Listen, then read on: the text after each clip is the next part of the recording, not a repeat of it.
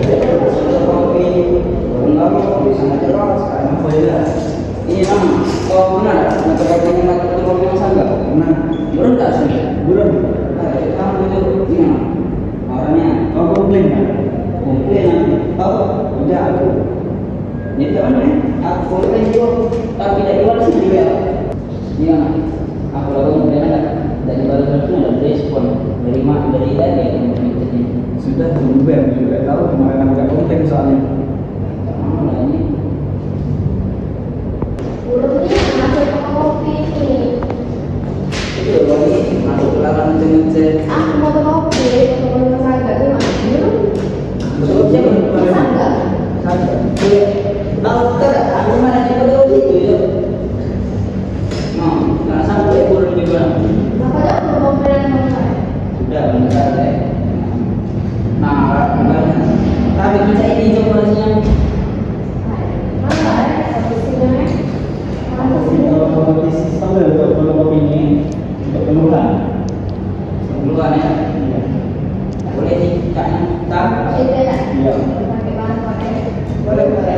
Yang bikin itu beda sih. Saran. Boleh disesuaikan. Yes, yes. Assalamualaikum warahmatullahi wabarakatuh. Kami dari kelompok 1. Perkenalkan, nama saya Yoga Trihartanto dengan NPM 2024210032. Perkenalkan nama saya Haikal Firmansyah dengan NPM 2024210131. Perkenalkan nama saya Putri Chelsea, NPM 2024210070. Perkenalkan nama saya Febriana, NPM 2024210115. Kami akan mempresentasikan hasil UTS mata kuliah analisis dan perancangan sistem berorientasi objek dengan judul sistem penanganan keluhan pelanggan berbasis QR Code untuk usaha fotokopi Masaga.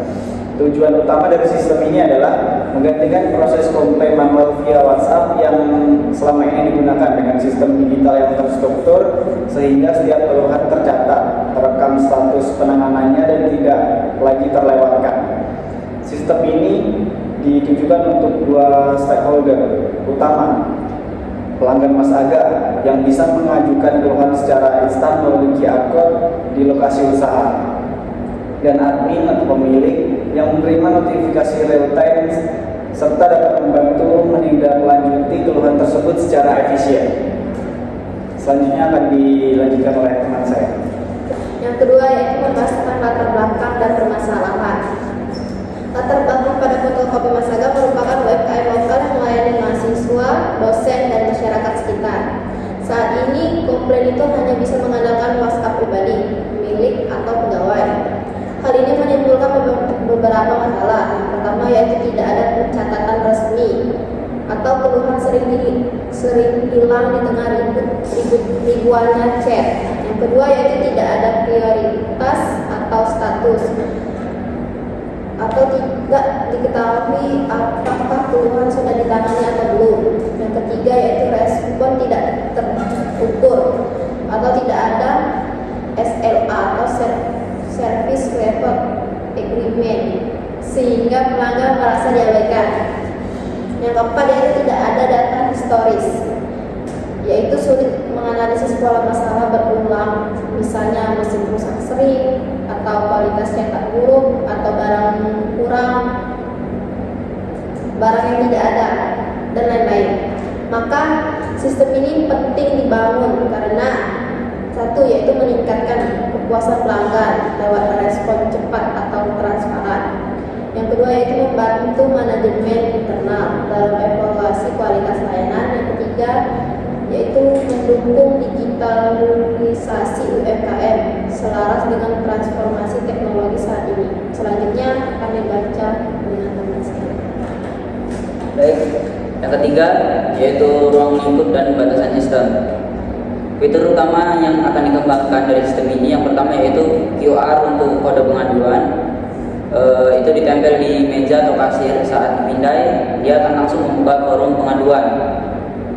Yang kedua yaitu forum pengaduan digital. Itu berisi nama, terus jenis keluhannya, misalnya seperti kayak hasilnya buram atau kayak mana. Terus dari mesinnya, pelayanan, hasil cetak, dan lain-lain. Kemudian nomor 3-nya yaitu notifikasi real time ke admin. Itu bisa dilakukan lewat via dashboard web atau notifikasi suara, atau bisa juga dengan email atau SMS. Nomor 4 yaitu dashboard admin, tampilan daftar keluhan, isinya yaitu baru, sedang ditangani atau selesai, dengan filter dan pencarian. Nomor 5 yaitu update status dan balasan. Admin bisa ubah status dan kirim balasan teks ke pelanggan, itu via notifikasi di sistem atau WA langsung. Nomor 6 yaitu laporan bulanan, berisi ringkasan jumlah keluhan, jenis terbanyak, waktu respon rata-rata. Kemudian ada yang tidak termasuk dalam batasan. Pertama yaitu integrasi pembayaran atau sistem kasir.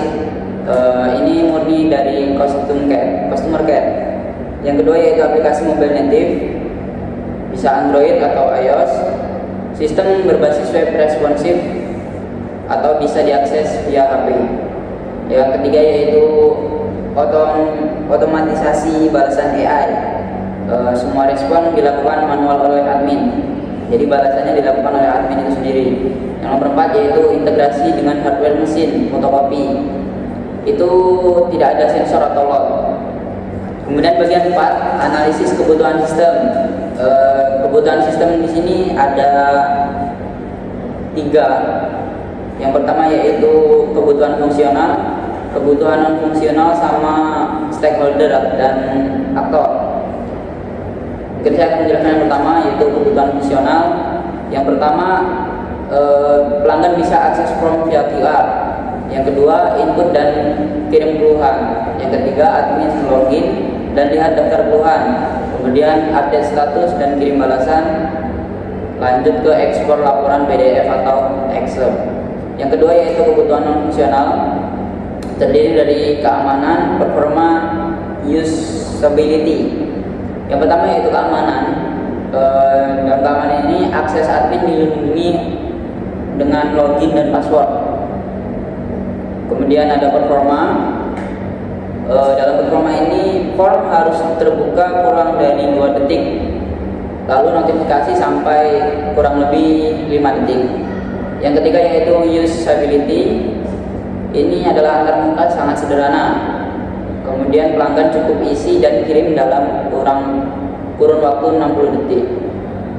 Kemudian ada ketersediaan. Sistem aktif 20/7 selama usaha dibuka. Dalam kurung bisa pakai cloud murah seperti Firebase atau Heroku. Dan lanjut ke stakeholder dan aktor. Yang pertama, aktornya ini ada 2, yaitu pelanggan dan admin. Yang pertama yaitu pelanggan. Pelanggan ke aktor utama, itu memicu use case atau ajuan keluhan. Yang kedua yaitu admin ke aktor utama, itu berisi menangani keluhan, update status, dan lihat laporan. Jadi admin bisa mengecek laporan, kemudian menangani keluhan dari menangani keluhan dari pelanggan, kemudian bisa diupdate status, sedang diproses atau sudah diproses. Dilanjutkan oleh teman saya. Setelah saya melanjutkan, jadi untuk use case-nya, yang pertama use case ini ada 3 aktor, pelanggan, admin, dan pemilik toko. Masing-masing perannya, pelanggan, pengguna akhirnya mengalami masalah atau keluhan, dapat mengakses sistem tanpa login atau via QR code, dan memantau proses keluhan yang diajukan. Untuk admin, perannya petugas yang menangani keluhan pelanggan, bertanggung jawab merespon dan menyesuaikan keluhan, serta mengirim notifikasi kepada pelanggan.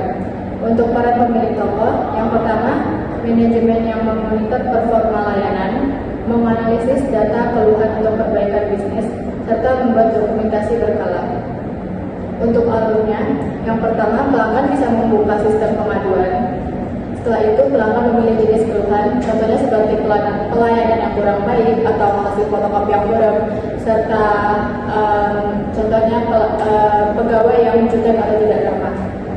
Setelah itu, setelah dia mengisi form keluhan, pelanggan mengirim keluhannya dan sistem akan otomatis langsung mengirim ke admin. mengirim notifikasi. Setelah mengirim notifikasi, admin membuka dan membaca keluhan. Setelah itu, admin menganalisis dan memverifikasi keluhan. Contohnya, admin bisa mengecek kebenaran laporan, bisa cek CCTV atau menanyakan langsung kepada pegawai yang diajukan keluhannya. Setelah itu, admin menentukan langkah penanganan.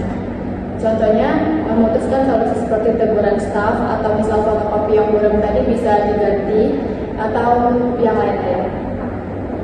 Setelah itu, untuk peran sistem ke pelanggannya, langkah penanganan, admin memperbarui status keluhan.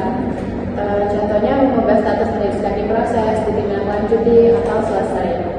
Untuk selanjutnya, itu sistem ke pelanggan. Sistem mengirim notifikasi, memberitahu pelanggan bahwa keluhannya sedang atau sudah ditangani.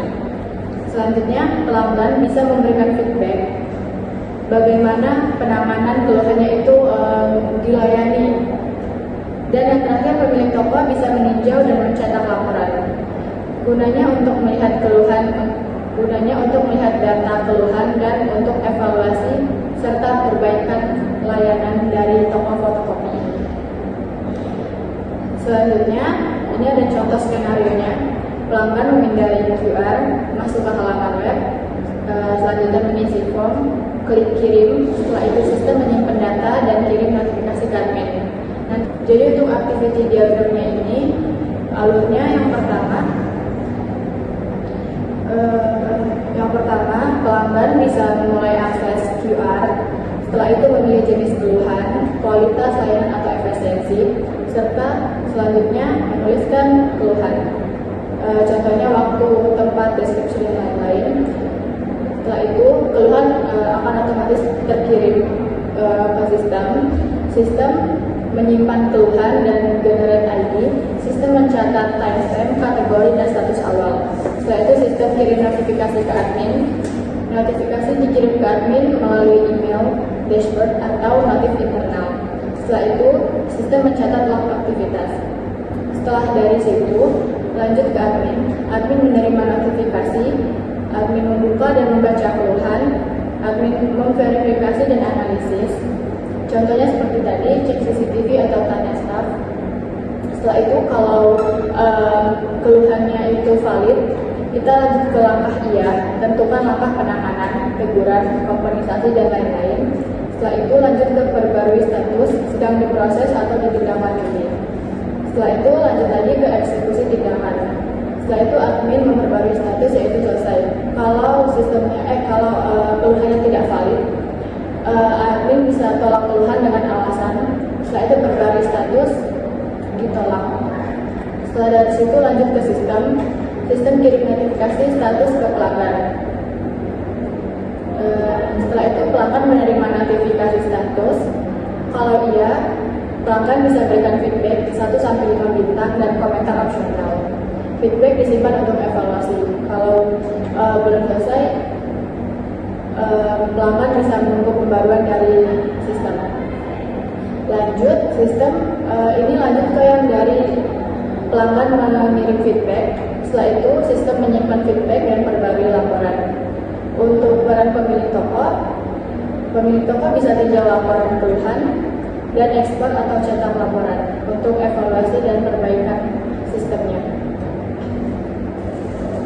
Dengan sistem ini, Mas Aga Fotokopi tidak hanya meningkatkan layanan pelanggan, tetapi juga membangun budaya responsif dan transparan. Nilai penting di era digital. Terima kasih atas perhatiannya. Semoga proyek ini dapat menjadi contoh penerapan sistem berorientasi objek yang sederhana, realistis, dan berdampak nyata bagi UMKM. Terima kasih.